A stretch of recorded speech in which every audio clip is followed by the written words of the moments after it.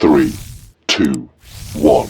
Even if they swear in Tinubu Shetima on 29th of May, they are swearing in an unconstitutional government. Nothing will change it. I am not a careless, reckless speaker. I am working with the Constitution there, that document, right, you just read. I'm following it. And I dare to tell you that swearing in Tinubu and Shetima is as good as swearing in the Nigerian army on 29th of May. If you swear in people that have not satisfied the requirement, you have by so doing ended democracy. This, our democracy, is going to end by the way we are going. This document is a product of the legal system. It has been signed into law by the President, Commander-in-Chief, Federal Republic of Nigeria. I believe in this document. That is why I'm so confident. However extreme it is, Sheung, I am saying it on national TV. Swearing in a ticket that has not met the constitutional requirements, okay, is ending democracy. Quote me on it. That's your interpretation. That is my interpretation, and that is indeed a correct interpretation. You cannot swear people who have not met the constitutional requirement. You can't do that. If you did it, you have done something unlawful, something unconstitutional. And I'm repeating it. Whoever does not meet the constitutional requirement must never be sworn in. You said my name. If you like, I can say it again. I'm Dr. Baba Ahmed. I'm repeating. Swear in anybody who does not meet the constitutional requirements of our country. You are engaging in an unconstitutional act. I am taking these risks for the sake of my country.